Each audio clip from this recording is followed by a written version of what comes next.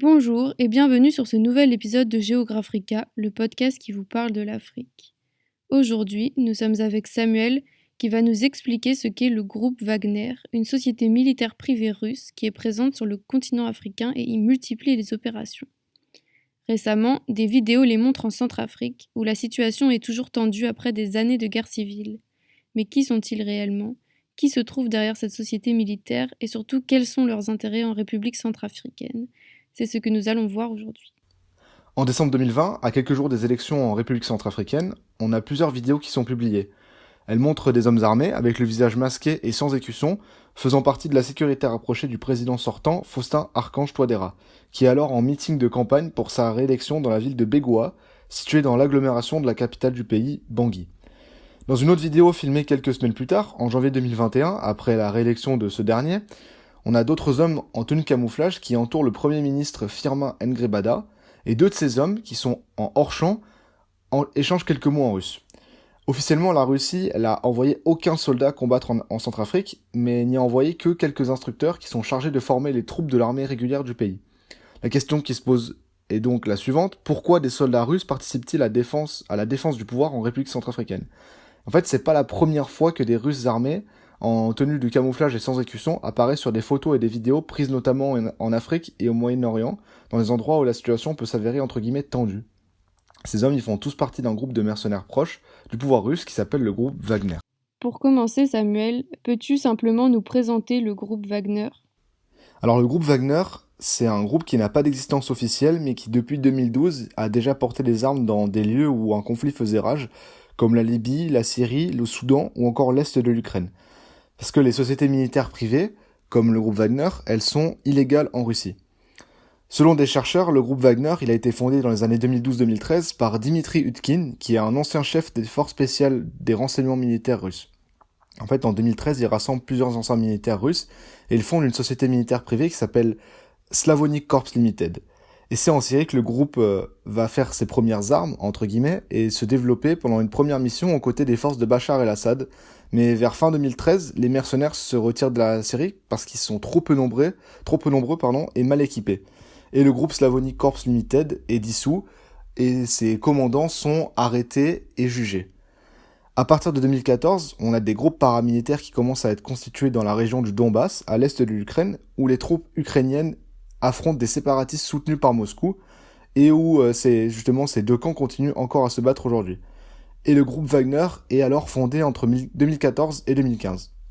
Entre 2015 et 2016, le groupe Wagner il prend de l'importance et Dimitri Utkin il est rejoint par un oligarque russe du nom de Evgeny Prigojine, un ancien gangster condamné à 9 ans de prison. En fait, c'est un restaurateur proche de Poutine et qui a fait fortune grâce à une entreprise qui s'appelle Concord Catering, qui est notamment accusée par les États-Unis d'avoir financé l'Internet Research Agency, qui est une organisation qui aurait participé à la campagne de déstabilisation des élections présidentielles américaines de 2016. Et donc ensuite, comment le groupe va-t-il se consolider ? Alors c'est en Syrie que le groupe Wagner il va se consolider et fortement s'impliquer aux côtés des forces de Bachar el-Assad pour combattre les forces de l'État islamique. D'ailleurs, en plus de ce soutien au sol fourni par les mercenaires, les forces de Bachar el-Assad elles vont également bénéficier du soutien aérien de l'armée régulière russe et des forces spéciales russes. Et donc pourquoi on retrouve des soldats engagés officiellement ainsi que des mercenaires privés qui agissent dans l'ombre en Syrie ? En fait, ça s'explique en partie par ce qu'on appelle en français le déni plausible. Le but, c'est de mener une opération en restant le plus flou possible sur la chaîne de commandement, et ainsi les responsables politiques peuvent en toute facilité nier leur implication ou alors totalement se dédouaner. Ok, et que se passe-t-il spécifiquement en Centrafrique pour que des sociétés militaires privées soient amenées à y intervenir ? La République centrafricaine, qui est une ancienne colonie française, elle vit au rythme des coups d'État depuis son indépendance en 1960. Le dernier en date, il a été mené par une rébellion venue du Nord, une région à majorité musulmane qui est oubliée par le régime en place. En mars 2013, cette rébellion, appelée la Seleka, elle a renversé le président François Bozizé, qui est un ancien général qui avait lui-même pris le pouvoir par la force. Donc cette rébellion, la Seleka, est une alliance de plusieurs groupes armés qui sont essentiellement musulmans et qui prend le pouvoir en 2013 dans un climat chaotique, et on a la situation qui dégénère assez rapidement, c'est-à-dire qu'on a des pillages, des tueries ou encore des affrontements. On a des milices chrétiennes d'autodéfense, de l'autre côté, qui se forment et qui sont appelées les anti-balaka, ce qui signifie anti-machette, et le pays plonge dans la spirale des violences. En moins d'un an, on a 3000 civils qui sont tués et des centaines de milliers de personnes qui sont déplacées. Une opération française et internationale qui s'appelle l'opération Sangaris, elle est alors lancée fin 2013 pour justement mettre fin à ce cycle d'exactions et de violence et empêcher un désastre humanitaire. Mais la mission, elle dure que 3 ans. Aujourd'hui, on a plus de 10 000 casques bleus de la force internationale qui sont censés protéger les civils et appuyer le processus politique, mais la violence, elle est omniprésente. L'armée centrafricaine, elle a pas les moyens de rétablir la sécurité et elle ne peut compter désormais que sur l'aide de la Russie, comme je l'ai dit précédemment, qui a envoyé sur place des instructeurs pour former les troupes régulières, mais aussi des armes. Sur le plan politique, on a un nouveau président, Faustin Archange Touadéra, depuis 2016, mais son autorité étatique, elle ne dépasse pas la capitale, Bangui. Et près de 80% du pays, il reste sous la coupe d'une quinzaine de groupes armés. Et en fait, toutes ces milices, elles souhaitent contrôler les ressources du pays, parce que le sol de la Centrafrique, il est riche en diamants, en or et en uranium, mais malheureusement, c'est l'un des pays les plus pauvres du monde. Et pour finir, quelle est exactement la position et le rôle du groupe Wagner en Centrafrique? Depuis 2013, comme je l'ai expliqué précédemment, la Centrafrique, elle connaît des nouvelles tensions violentes qui ont amené la France à intervenir. Et les mercenaires russes vont aussi avoir un rôle à jouer dans ce pays. Le pouvoir centrafricain, il a fait appel à une société de sécurité privée qui s'appelle Sewa Security Services, qui est une société russe et qui a comme responsable Evgeny Prigojine, l'homme qui est à la tête également du groupe Wagner, comme vu avant. Aujourd'hui, on estime qu'il y aurait à peu près 450 mercenaires du groupe Wagner en République centrafricaine, qui opèrent en tant qu'entraîneurs militaires depuis 2018.